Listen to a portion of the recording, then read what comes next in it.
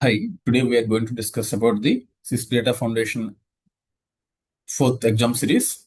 In this 41 to 50 questions and answers we'll be explaining here, but we need to practice each and every question.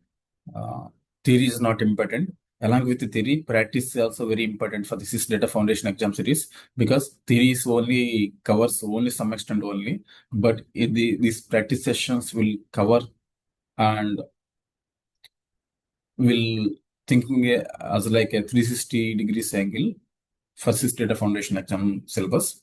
So we need to practice these questions also. That is a very important question. Task. And let's start. So a CMDB configuration manager wants to implement, delete, and archive policies for servers. Which lifecycle state will be affected? Option A, end of life, retired. Option B, missing, stolen. Option C, inventory available.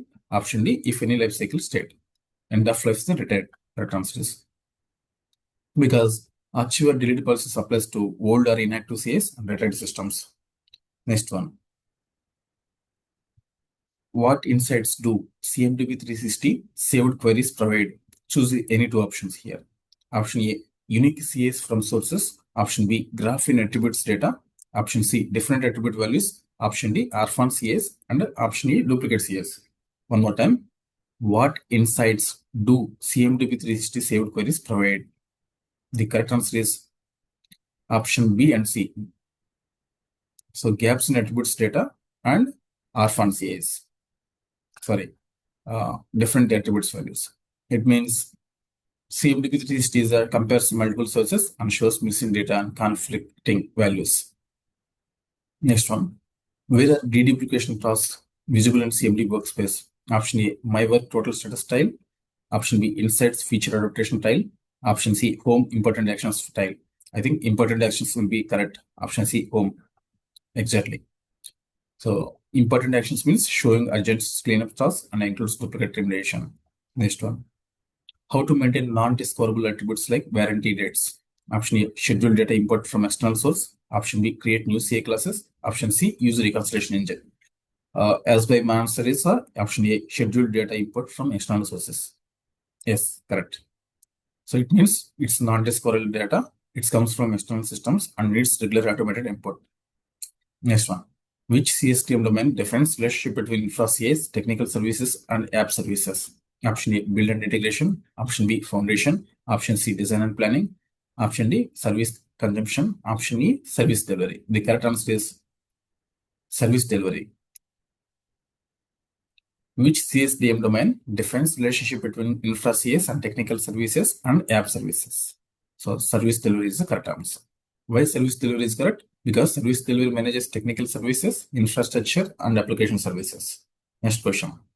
How to improve low CMDB health scores? Option A, use remediation playbooks. Option B, focus on critical or high metrics. Option C, remove retired CIS. Option D, adjust exclusion rules. So choose any two options here. The correct answers are the A and B. Here, use remediation playbooks and focus on critical or high metrics. So it means how to fix means high priority issues first, then use guided playbooks next. Next one. Fastest ways to import SCCM Windows data into CMDB. Option A, JDBC import. Option B, SCCM spoke. Option C, service graph connector. Option D, integration hub ETL. The correct answer is option C, service graph connector. So it means the uses of best practices, pre-built integration, and fast and low maintenance. Next one. Roles needed to add remove CMDB classes. Option A, CMDB underscore query underscore builder. Option B, personalized underscore dictionary. Option C, SN underscore CSDM underscore admin. Option D, SN underscore CMDB underscore admin. The correct answer is B and D. Personalized dictionary and SN underscore CMDB underscore admin. Because here we are adding roles means CMDB classes. That's why we are using CMDB admin. And personalized dictionary also we need to use. For SN underscore CMDB underscore admin, it will control the CMDB all. And for personalized dictionary, we manage the schema changes. Then, how to verify all servers have correct location? Option A, return. Option B, delete. Option C, attestation. Option D, certification. Option E, active. So certification, after certification only, we can confirm.